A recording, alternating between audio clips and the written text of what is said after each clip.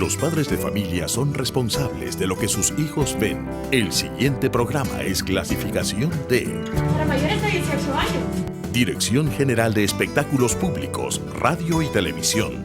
Ministerio de Gobernación y Desarrollo Territorial.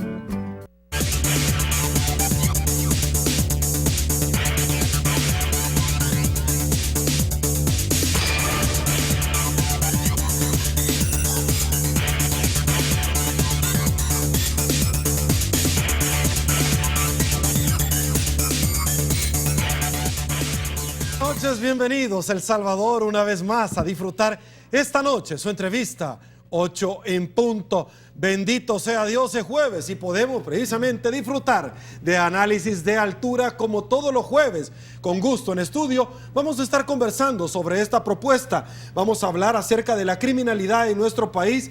También vamos a hablar de la probable elección de los magistrados que se están hoy por hoy articulando al interior de la Asamblea Legislativa. Recordemos que ya van 2 días de los cuales los magistrados salientes y como los diputados no eligieron a los correspondientes, han mandado a llamar a los suplentes. Parte de la temática esta noche. Con Gusto en Estudio le damos la bienvenida a don Dagoberto Gutiérrez. Don Dago, un placer tenerlo acá, lo extrañamos el jueves pasado. Sí, aquí estamos. Un abrazo para todos y todos. Perfecto, también con gusto le damos la bienvenida a don Mauricio Meyer. Don Mauricio, un placer tenerlo en su casa. Igualmente me siento raro de este lado, pero aquí estamos. Bueno, ya lo vamos a pasar. No se preocupe, no se ponga nervioso, ya le vamos a dar vuelta. Sí. Con gusto también en estudio, señores, le damos la bienvenida al doctor Oscar Godoy. Doctor, un placer. Buenas noches, un saludo. ¿Todo bien, don Mauricio? Yo creo que sí, este perfil es el bueno. Perfecto, ahorita lo vamos a solucionar. Saludamos a quien gentilmente, noche tras noche, hace posible el primer segmento de esta su entrevista 8 en punto, como lo es Banco Agrícola.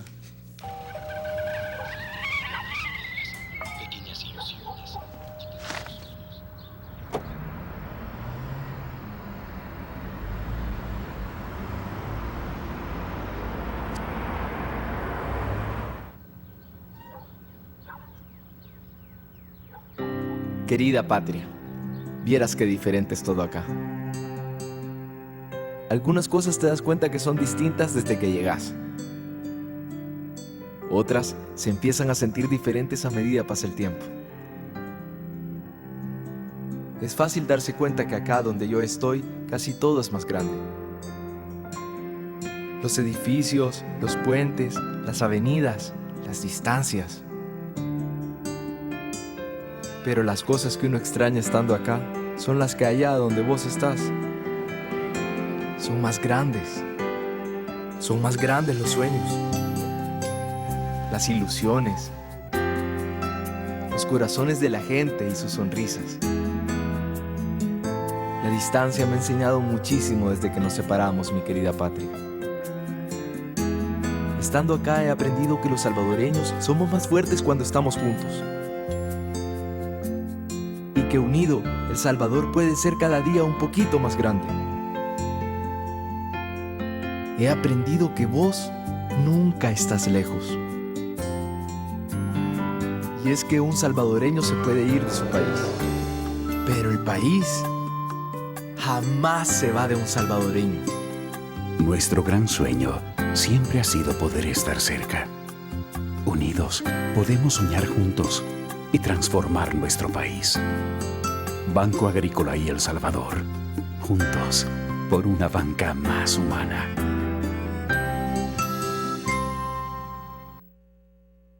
Y bueno, arrancamos, señores. Vamos a hablar un poquito de la seguridad o inseguridad de nuestro país.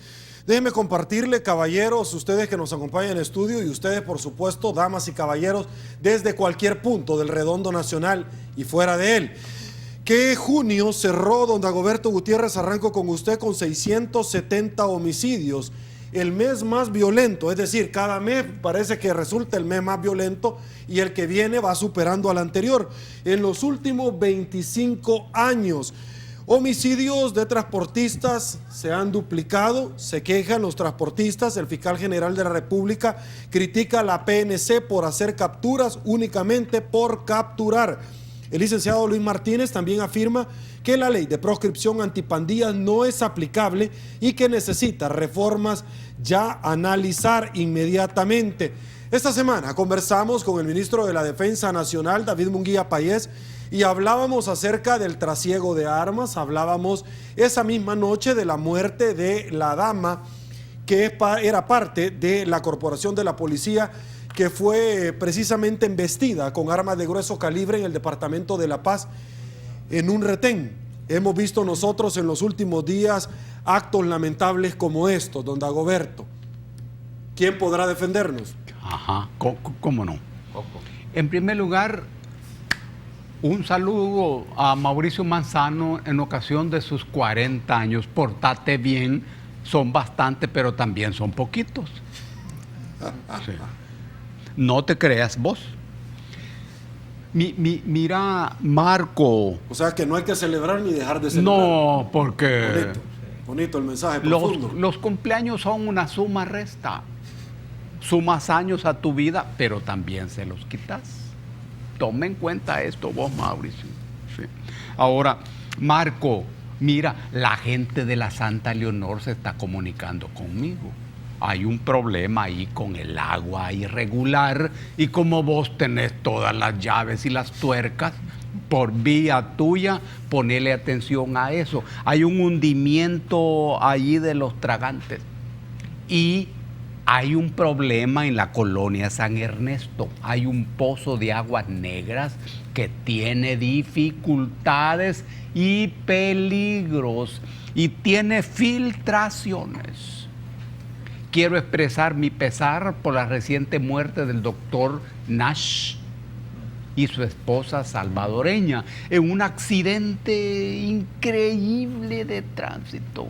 Cuando muere Nash, la humanidad pierde un cerebro muy, muy, muy valioso. Abrazos a la gente griega y a los dirigentes de Syriza por la pelea inteligente que están dando. Uno sabe que hay riesgos en todo eso, pero por favor manténganse y peleen fino, muy fino. Ahora, una cosa es la seguridad en el país y otra cosa es la seguridad del país. ¿Qué es primero? ¿Es primero la seguridad del país? Y adentro de esta idea, la seguridad en el país. Porque de repente uno puede reflexionar sobre la seguridad en el país. Pero la respuesta a una serie de preguntas relacionadas con esto, lo encontrás si reflexionás sobre la seguridad del país. Y aquí encontrarás una serie de temáticas. Para empezar, ¿y cuál es la seguridad ambiental del país? Si El Salvador es un país que tiene dificultades con el agua, que solo tiene un río que se está muriendo y que tiene sus días contados. Río al que nadie defiende, al que nadie cuida. Nunca jamás en la historia hemos cuidado el río Lempa. ¿Hay seguridad hídrica en el país? No. Y las personas tenemos la seguridad de que vamos a tomar agua. No. Y hay seguridad de los bosques en este país en la producción de oxígeno, flora y fauna. No. No hay seguridad ambiental en el país. Y la economía, ¿hay seguridad en el terreno de la economía con el modelo neoliberal, brutal y salvaje? Tampoco hay seguridad. ¿Y hay seguridad en el terreno de la legalidad? Porque ocurre que cuando en una sociedad abundan las leyes y hay leyes para todo, eso quiere decir que esa sociedad no es segura. La abundancia de leyes indica justamente que la sociedad no es segura. Claro, cuando hablamos de legalidad estamos hablando de una situación en donde las leyes se cumplen en donde las leyes se cumplen. ¿Hay seguridad en la legalidad? No, tampoco. Y llegamos al tema de la guerra social. Aquí también hay un problema de seguridad. ¿Y cómo se expresa el problema de la seguridad adentro de una guerra? Es que adentro de una guerra como la que estamos viviendo hoy, la seguridad se expresa en la seguridad del Estado. Es el Estado el que afronta una guerra. Ahora, y en estas circunstancias, ¿podemos pensar tan siquiera en la seguridad del Estado? Cuando uno afirma que no hay Estado, y si no hay Estado, ¿cómo se piensa en la seguridad de un Estado que simplemente no es? Mira qué problema, mira qué problema. Ahora, pero dentro de una guerra aparece la seguridad de las personas que viven en un territorio determinado. Si no hay Estado, ¿se puede asegurar la seguridad de las personas que viven en ese estado? Tampoco. ¿Ves el problema? La seguridad del país adentro de la guerra social. Entonces, ¿podemos pasar de la seguridad en el país a la seguridad del país? No. Aquí hemos hablado de la seguridad del país. Y podemos hablar luego de la seguridad en el país. Miren el drama. Vos no pensés adentro de la guerra simplemente. No, es que no hay seguridad en todos estos aspectos. Si no hay seguridad en ninguno de esos aspectos, ¿qué de raro tiene que estemos en guerra? Perfecto. Don Mauricio Meyer, ¿qué de raro tiene que estemos en guerra? Mire, yo creo que por lo menos como yo lo veo, me gustaría analizarlo desde un punto de vista un poco más práctico. ¿Cuál es el panorama que tenemos enfrente? Un panorama en donde la fuerza pública no tiene un verdadero plan para combatir. Y parece mentira, pero esto me remonta a mí 30 años atrás, cuando la guerrilla recién comenzaba con sus ataques. Al principio la guerrilla eran grupos dispersos que se unieron y formaron un solo bloque y después se han convertido en un partido político. ¿Qué tan lejos estamos nosotros de que los diferentes grupos de delincuentes incorporados en diferentes grupos de mareros no hagan lo mismo, pacten con el gobierno y el día de mañana se conviertan también en un partido político? O sea que usted visualiza al viejo Lin, al Sierra y todos ellos como es que mire, la Junta Directiva de la Asamblea. A mí la tristeza que me da es que dentro del estamento del gobierno lo que tenemos es personas que sabían cómo actuar en una situación de guerra. Y todo eso que aprendieron, algunos maquiavélicamente, otros activamente, otros utilizando personas para que sirvieran como carne de cañón, muchos de ellos incorporados en la fuerza pública, porque hay que recordar que cuando se firmaron los acuerdos de paz, se le dio un porcentaje a la Policía Nacional Civil de personas que estaban en la guerrilla y un porcentaje a las personas que estaban en el ejército. Hemos tenido directores de la Policía Nacional Civil que fueron comandantes guerrilleros. Ahora tenemos un ministro de seguridad que fue un jefe guerrillero. A mí lo que me extraña es que sabiendo ellos, los que fueron guerrilleros y que ahora están en la asamblea y que ahora están en posiciones dentro de este gobierno, no se estén dando cuenta de lo que está sucediendo. Ejemplo, la carne de cañón en esta guerra social que tenemos se llama Policía Nacional Civil. ¿Por qué es una carne de cañón? Si solo basta ver las fotografías en el concepto que ellos tienen para que los policías no vayan a sus casas. Duermen en el suelo, no tienen condiciones higiénicas, tienen un pésimo salario, pero ¿sabe qué es lo más triste? Si la criminalidad está matando a los policías fuera de su uniforme y ahora viene el gobierno, los acuartela, ¿quién está cuidando a las familias de esos policías? Es que esa es la parte triste. El día de ayer estuve en la Bartolina de Lourdes Colón y todos los policías diezmados que ahí están en situaciones sumamente deplorables, y lo puedo decir viendo a la cámara porque ellos me habilitaron para hacerlo, me explicaban eso mismo. Acá estamos, no podemos salir, y nuestra familia, ¿quién la cuida? Claro, además hay otra cosa que es muy clara. Un policía que está incorporado al sistema, como no hay dinero para que practiquen tiro, porque cada tiro cuesta $1.50, ¿qué posibilidades tiene de verdaderamente actuar ante este grupo criminal? ¿Verdad? Todo lo que estamos viendo es una incapacidad total y desafortunadamente ya vamos a llegar a un punto en el que si a la gente en este momento, cada vez que muere un pandillero, mentalmente el salvadoreño piensa, es que como era pandillero no importa.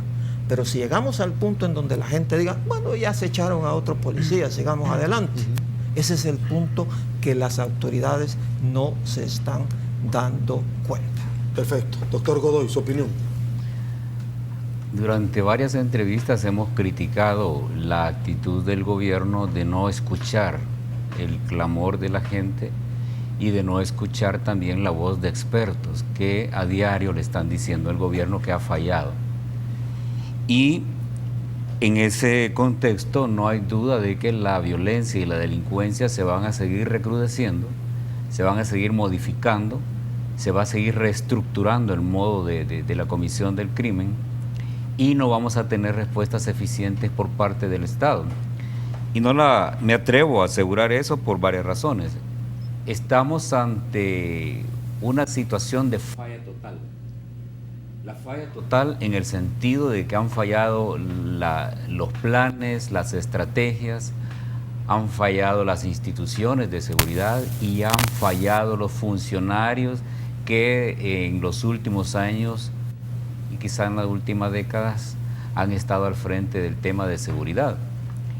Y han fallado, en primer lugar, por negligencia, por ineptitud y también por una actitud rebelde de no abrirse a quienes saben. Mil disculpas, lo tengo que interrumpir, tengo problemas técnicos, hago la pausa, regreso con usted luego de solucionar el problema. Acompáñenos, señores, en segundos. Regresamos con mucho más de 8 en punto. Volvemos.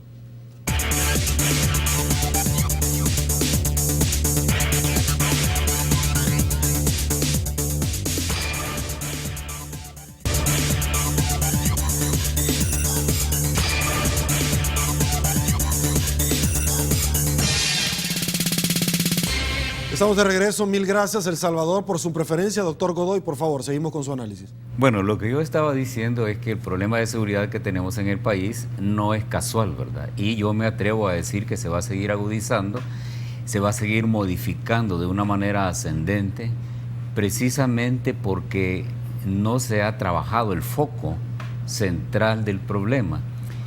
Y eso lo que plantea es que estamos ante una situación de falla total en seguridad. El concepto de falla total que yo estoy planteando se refiere a que han fallado las estrategias, han fallado los planes, han fallado las instituciones y han fallado los funcionarios que han estado a cargo de la seguridad en los últimos tiempos. Y en el caso específico de los funcionarios, la falla viene dada por ineptitud, por inexperiencia en gestión de Estado y gestión de gobierno, pero también falla porque no hay experticia y también porque también hay rebeldía en el sentido de que los funcionarios no se abren a las voces expertas que a diario les están diciendo que han fallado. La actitud cerrada de los funcionarios no permite que el conocimiento experto penetre en los enfoques y tenemos como resultado una situación fallida que ha puesto al Estado y al gobierno, a las instituciones y a las empresas de rodillas ante un tema que desde hace rato no se ha podido abordar con precisión. Lo único que saca el gobierno cuando se le pregunta de cuál es su plan y cuál es su estrategia es un documento que es débil en argumento y es débil en concepto y es débil en diagnóstico, que se llama País Seguro. Un documento formulado en el seno de una institucionalidad ajena al gobierno, pero donde participa el gobierno, sociedad civil, las iglesias, pero uno se pregunta, ¿dónde están los expertos en ese consejo? País Seguro es un documento que no soporta ni el más mínimo análisis técnico desde la teoría de la seguridad. Y ese no puede ser el principal documento de política del gobierno. Entonces, esa falla conceptual, que también deriva de una falla de diagnóstico, si no se tiene clara cuál es la concepción científica que da origen a la violencia y la delincuencia del país, cualquier cosa que se haga tiene esa falla capital, digamos, ¿verdad? Y por lo tanto vamos a seguir con un enfoque altamente ideológico, con un enfoque altamente electoral en seguridad y un enfoque que va a estar fallando y va a seguir fallando y va a seguir generando las cantidades de víctimas diarias que genera y va a seguir también poniendo en posición de defensa a la Policía Nacional Civil al margen de la protección que hay que darle al pueblo, a la gente, a los trabajadores, a las miles de personas que pagan impuestos. La policía convertida en policía de sí misma, ese es el principal logro de la delincuencia.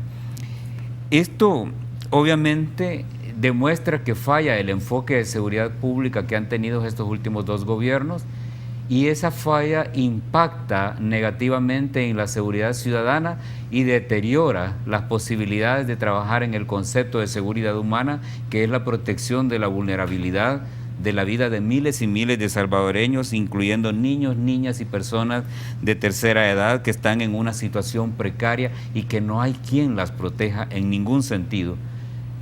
La seguridad que debería derivar de los hospitales, que debería derivar de las policías y de las otras instituciones está por el suelo y no vemos posible de que el gobierno se abra. Hay una terquedad extrema y una irracionalidad preocupante que nos permita asegurar que estamos ante la posibilidad clara de un Estado que falla y ante la inminencia de un Estado fallido. Y en un Estado fallido, quienes controlan, quienes mandan, quienes deciden la vida de los salvadoreños, no es el gobierno, son las mafias, son las organizaciones del crimen, son quienes tienen poder fáctico. De eso se trata este problema. Bueno, agradecer el comentario a Franklin Campos, muchísimas gracias, porque dice hay que aprender mucho esta noche de estos caballeros, refiriéndose a ustedes.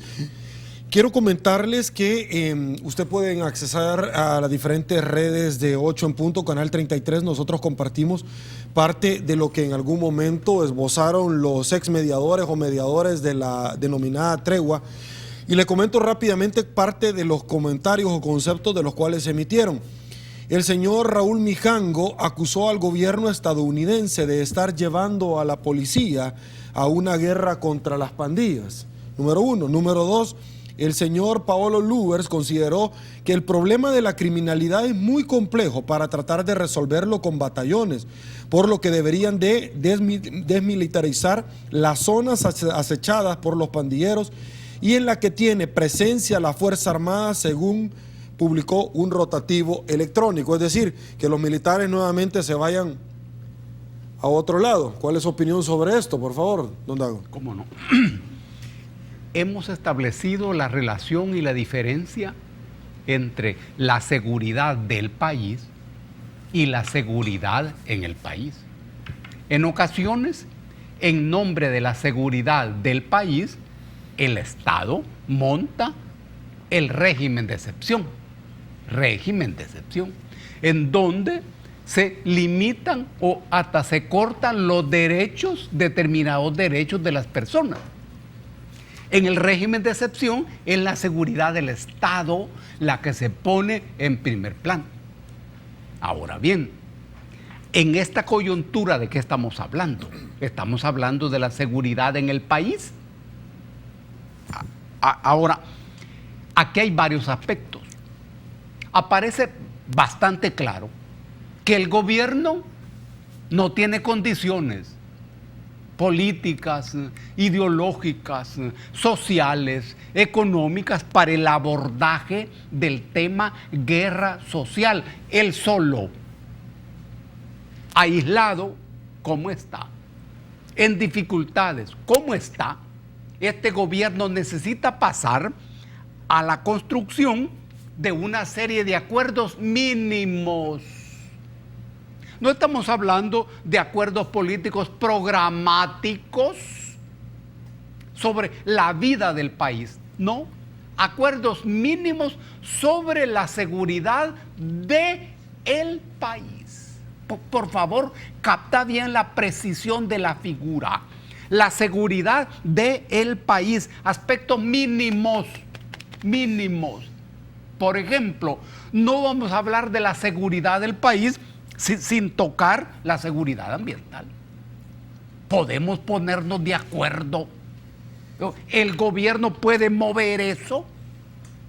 ¿O se mueve desde otras direcciones? Seguridad ambiental. Puntos mínimos. 2, el trabajo. ¿Cómo resolves el problema de la seguridad de los territorios si no les das trabajo a toda esa gente que necesitan trabajo, que no tienen trabajo?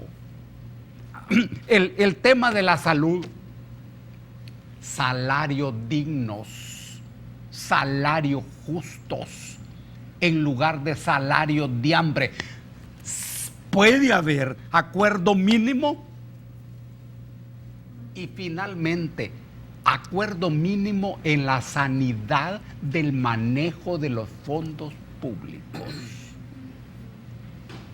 ¿Puede el gobierno entrar a trabajar en esa dirección? Solo no puede.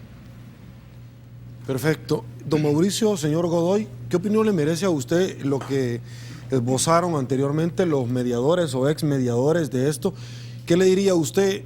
Tal vez no le terminan dedicando una cartita el día de mañana en un rotativo de alemán a alemán. Sí. Paulo Luers, que no se llama Paulo Luers. Yo creo que muchas de las personas que participaron en la guerra se han quedado utilizando sus sinónimos de guerra. Creo que estamos ya en una sociedad 22 años después, en la cual cada uno de nosotros... Perdón, que ahora le tiraron a usted la pelota. Tengo un problema con usted. Doctor Godoy, voy con usted mientras me arreglan el problemita de don Mauricio. Sí. Bueno, yo al margen de lo que digan los ex mediadores, estoy más preocupado por el enfoque en materia de seguridad. Porque las personas a las que nos estamos refiriendo no son expertos en políticas públicas de seguridad, ¿verdad? Son representantes de sectores que están involucrados en los problemas de seguridad. Eso hay que dejarlo bien claro. Lo que yo estoy pidiendo siempre es experticia, ¿verdad?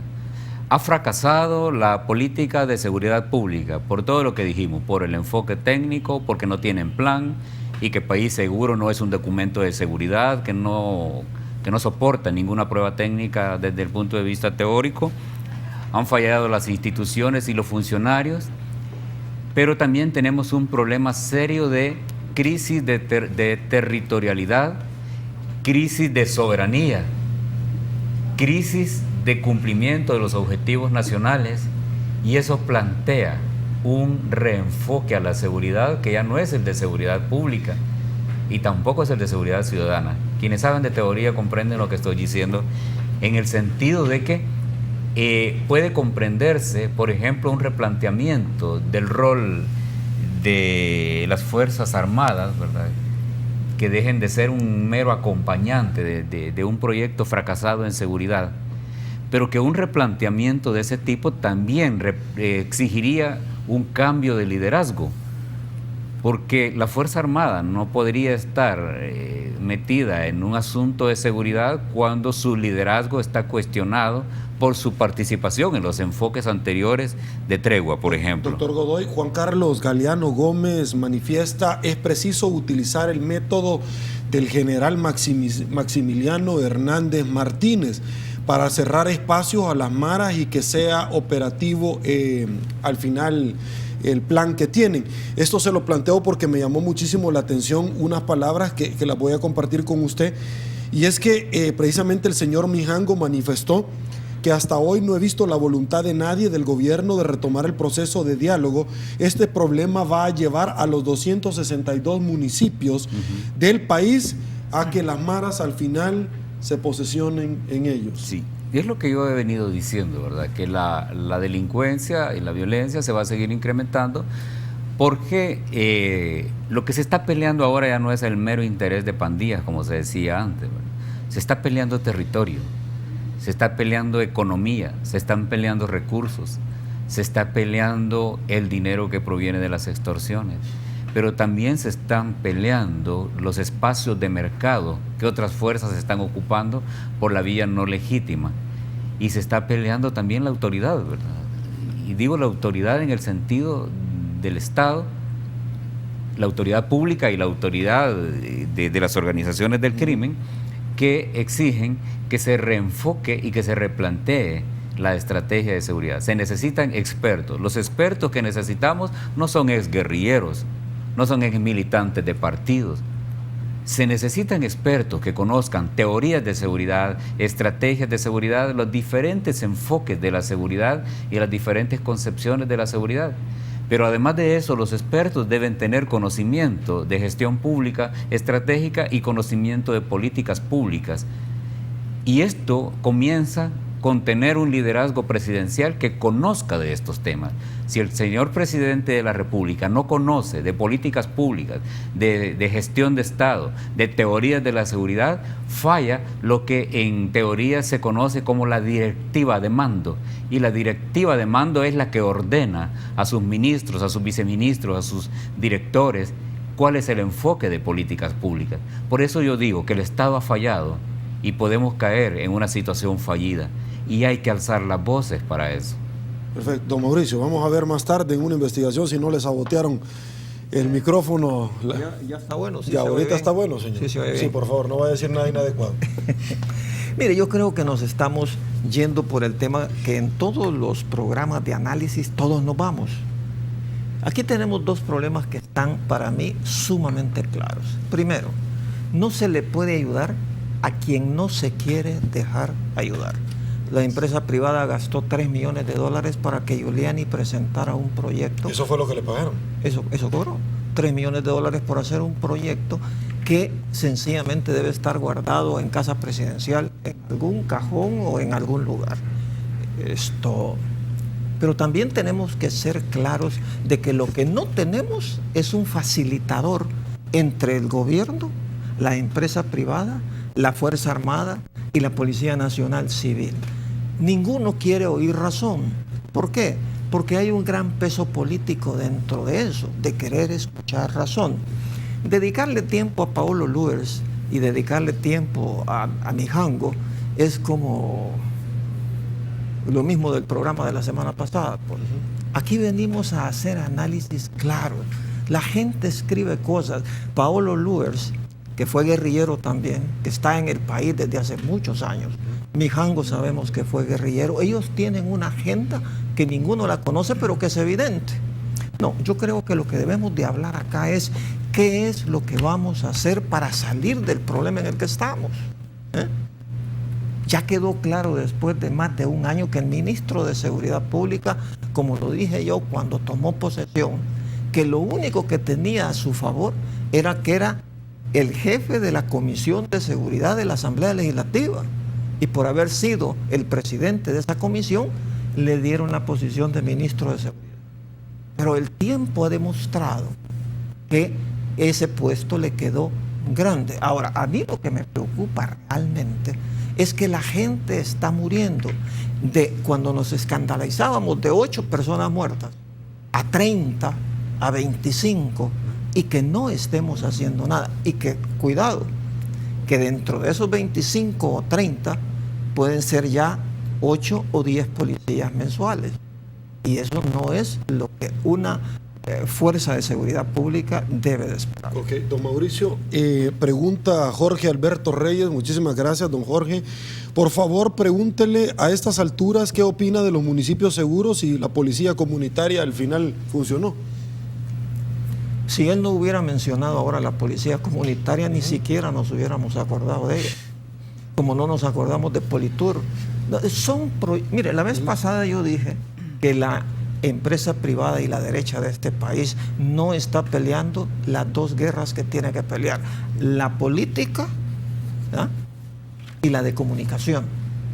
El gobierno le ha apostado a una política de comunicación, pero en la práctica, si usted le pregunta al doctor Fortín Magaña, él le va a decir que ese número de 25 o 30 muertos diarios no es real, posiblemente sea mayor, ¿verdad? Entonces yo creo que si realmente este mismo gobierno, cuando la embajadora de los Estados Unidos va al entierro de uno de los soldados que muere, del Citrans, se lo dice claramente, un día después aparece en las redes sociales que habían capturado, gracias a la fotografía, al que había asesinado a uno de los soldados, y ya nadie supo dónde quedó. Son muchas dudas de lo que está pasando en este país. Ahora, si a la embajadora de Estados Unidos no le ponen atención, ¿usted cree que nos pueden poner atención a nosotros, que somos nada más analistas sociales? Este gobierno debe de entender que apenas lleva un año de los 5, que no puede seguir esperando 4 años más para que siga muriendo personas en El Salvador. Ok, señores, nosotros no podemos esperar, darle paso a nuestros anunciantes en 8 en punto. En segundos, regresamos, quédese con nosotros, volvemos.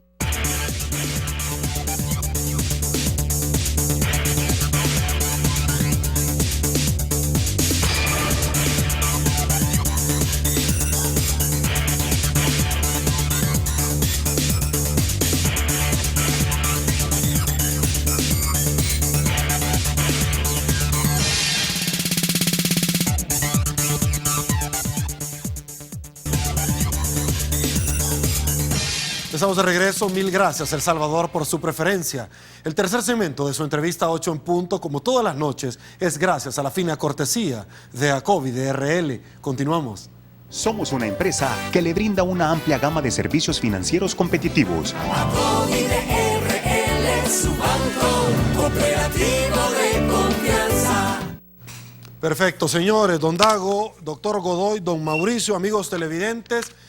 Todos los que no pagan sus recibos les cae multa, si usted no paga los impuestos les cae multa, pero una vez la Asamblea Legislativa no hace su trabajo, no eligió a los magistrados en el tiempo correspondiente y en Corte Plena se limitan a llamar a los suplentes para que de pronto cubran un poquito el tiempo mientras los diputados se ponen de acuerdo. Don Dago. Cuando uno piensa en la Corte Suprema de Justicia está pensando en un órgano muy político, muy político. La Asamblea Legislativa es un órgano político, el Poder Ejecutivo también, pero la Corte Suprema de Justicia es muy político. Y las decisiones que tienen que ver con su integración también. Hay un procedimiento establecido con participación de los abogados, pero la Asamblea Legislativa no está vinculada a las decisiones que los abogados toman en términos de candidatos. La Asamblea resuelve sin tomar en cuenta de manera decisiva lo que los abogados voten y decidan.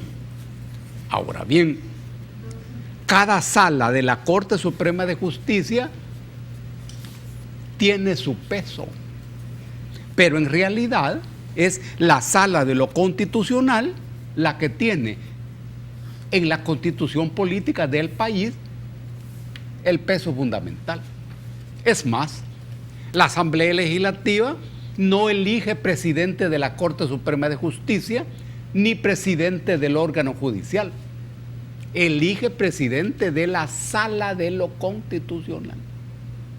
¿Quién será a su vez, dice la Constitución, el presidente de la Corte y del Poder Judicial?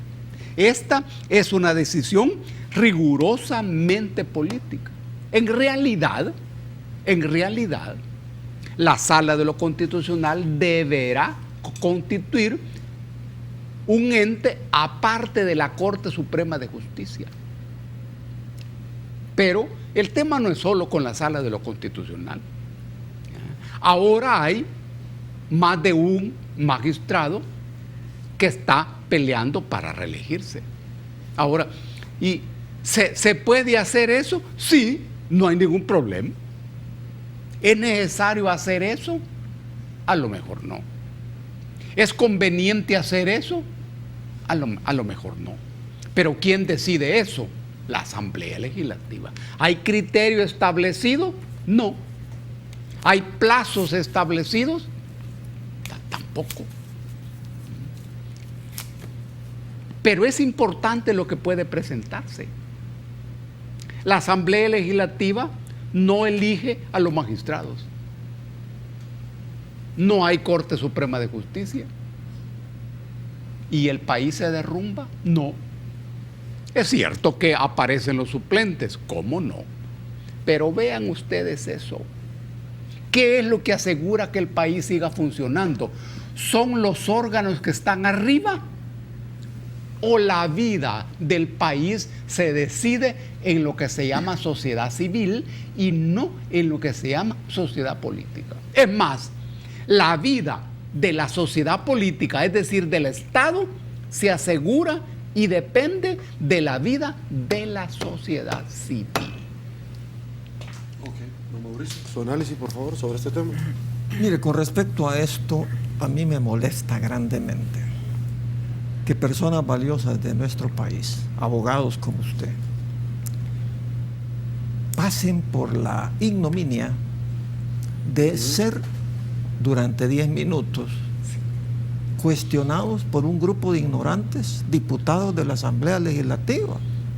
Es como yo soy químico graduado hace 47 años en este país y con posgrados fuera del país. Y de repente se me ocurre que quiero ser funcionario de gobierno. Y entonces me ponen a un microbusero, a un ingeniero, a un carpintero, para que le explique por qué quiero ser.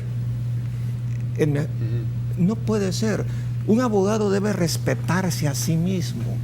No se puede dar el lujo de irse a sentar a la Asamblea Legislativa y que un grupo de ignorantes lo empiecen a cuestionar. Personas que han sido guerrilleras, personas que nunca han pasado por un aula universitaria y ni siquiera saben lo que es un derecho penal.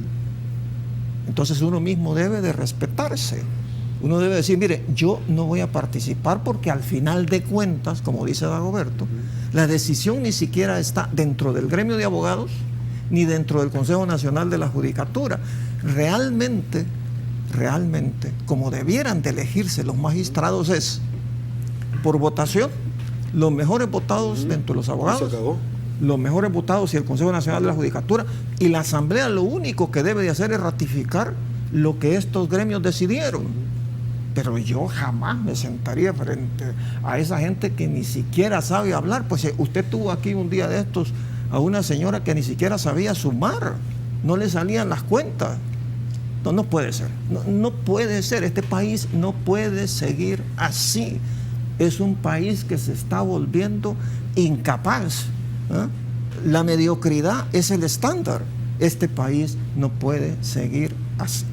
Y precisamente por lo que usted apunta, hay una gran cantidad de profesionales de altura, de larga data, que no les interesa en lo más mínimo porque al final resultan ser los más votados y no necesariamente son los que al final van a ser magistrados. Por favor. A mí no me sorprende que la Asamblea Legislativa no haya cumplido con los términos para elegir a los nuevos magistrados, ¿verdad? Estamos acostumbrados a que la Asamblea siempre se toma su tiempo para cada decisión de este tipo. Y obviamente es una decisión compleja porque hay intereses demasiado extremos respecto a quiénes deben ser y quiénes pueden ser los magistrados que se van a elegir. Sin embargo, yo pienso que ojalá que la Asamblea Legislativa y los diputados se tomen este tiempo extra, pero para cualificar la decisión. Están ante la oportunidad de elegir magistrados de un talante intelectual y académico que realmente impacte en el Estado de Derecho y en la promoción de la democracia y la justicia. Los magistrados electos también tienen la oportunidad de lucirse, ¿verdad? Porque si algo debemos reconocer en estos últimos años es que ya probamos el significado y el peso de tener magistrados de altura. 3, 4 personas con un intelecto y una formación académica pertinente, suficiente, con independencia y con entera libertad y compromiso para hacer avanzar la justicia, pueden hacer mucho más que 84 cabezas, ¿verdad? Esas cabezas a las que se refiere Mauricio, ¿verdad? En la Asamblea Legislativa, que yo sí digo que sí saben sumar, ¿verdad? Y saben multiplicar, ¿verdad? La pregunta es qué es lo que suman y qué es lo que multiplican, ¿verdad? No lo hacen en términos de legislación, pero en cuanto al pisto, y digo pisto y no dinero, sí son buenos para sumar y multiplicar, ¿verdad? Y son expertos en tomar acuerdos. Pero para cuestiones de este tipo sí siempre dejan mucho que desear, ¿verdad? Lo importante de tener una Corte Suprema completa tiene que ver, además de la promoción del Estado de Derecho y la democracia, tiene que ver con el concepto mismo de la justicia, ¿verdad? Más que todo cuando vemos que todos los componentes de la estructuración de la seguridad del país están fallando, se necesita un sistema judicial fuerte. Hay una agenda que ningún magistrado la menciona y que ningún diputado la menciona, la agenda de la reforma judicial. La reforma por más transparencia, por más eficiencia y por más impacto en términos de justicia. La impunidad está ahí, a los ojos de cualquiera, quizá no la impunidad de las décadas pasadas, ¿verdad? Pero una impunidad por negligencia, por falta de recursos o algunas veces por intereses económicos. Yo siempre pienso en la sala de lo contencioso, ¿verdad? Cómo dejó huellas que no nos gustan, pero estamos ante la oportunidad de que los nuevos magistrados tengan una altura suficiente y que tiendan a parecerse a los magistrados de la Sala de lo Constitucional. Si los diputados nos dieran magistrados de ese tipo, les perdonaríamos la tardanza. Fíjese que un amigo televidente me escribe algo acá que me llama muchísimo la atención. ¿Se aplicará el tipo de delito de incumplimiento de los deberes por no elegir a los funcionarios en tiempo?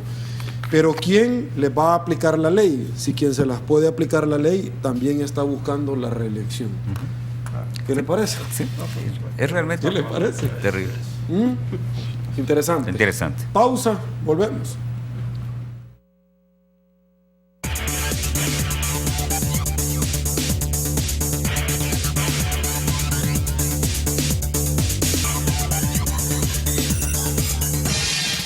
Estamos de regreso, mil gracias El Salvador por su preferencia. Señor Diego López, un gusto, buenas noches. El gusto es mío, Sergio, saludos para ti, para tus invitados. Ya estamos listos para hablar de lo que más nos gusta del deporte nacional e internacional. La selección está trabajando ya con todos los legionarios en el equipo. Albert Roca tiene el equipo completo trabajando en el albergue de la Federación en previo a Copa Oro. Esto vamos a estarlo hablando. Además, Alianza Fútbol Club se prepara, ya están los extranjeros trabajando también de la mano de Rubén Alonso. También vamos a ver qué pasó. Ahora el COES entregó el pabellón olímpico a los atletas que nos representarán en los Juegos Panamericanos de Toronto. Mucha información deportiva, Sergio. ¿No cree que no deberíamos de ir mejor a la Copa de Oro? Miren, nos vamos a divertir el doble y vamos a gastar la mitad. Hay que ir, recordemos que está en juego la Copa América Centenario el próximo año. En esta competición vamos a ver si podemos clasificarnos a esa Copa América donde va a estar... Usted todavía tiene ilusión en el señor Roca. No en el señor Roca, en la selección, señor. En la selección, pero es que usted defiende a capa espada al señor Roca. No. Porque son amigos, son cheros, salen en la noche. Tiene que ver más Olimpia para darse cuenta. Olimpia 33, perfecto. Nos vamos a quedar, señor, solo porque usted nos ha dicho todas las noches. Lo vemos. Diego, gracias. Bendiciones. Cuídese, un gusto. Don Dago. Un placer. Infragante. Gusto, que esté bien. Don Mauricio, un placer. Si lo sacan mañana en una carta en un periódico, por favor, me avisa. Un gusto, doctor. Saludos a Coco. Ok, gracias. Feliz año si ya no lo vuelvo a ver. Por favor, mire, un amigo televidente pregunta si ustedes dos son de Chalchuapa. ¿Ustedes dos? Ustedes dos, ¿por qué lo piensan mucho? Rápido, señor. O sea que ustedes piensan que van a cuestionar. A le gustaría ser de Chalchuapa. ¿Por qué? ¿Por la yuca aguada? ¿Por qué? Pero no es fácil. Pues sí, pero responda, señor. O sea, es que somos de varios lados. Es que cuando decimos de dónde somos y por dónde vamos, perfecto, sentimos el juego, dice Dago, del enemigo. Señores, un gusto. Así finalizamos. Ya me va a explicar cómo es eso de que son de varios lados. Soy Sergio Méndez. Hoy jueves 2 de julio del 2015. Así están las cosas hoy por hoy en nuestro país. Será hasta mañana. Que descanse. Y una vez más, que el Señor los bendiga a todos.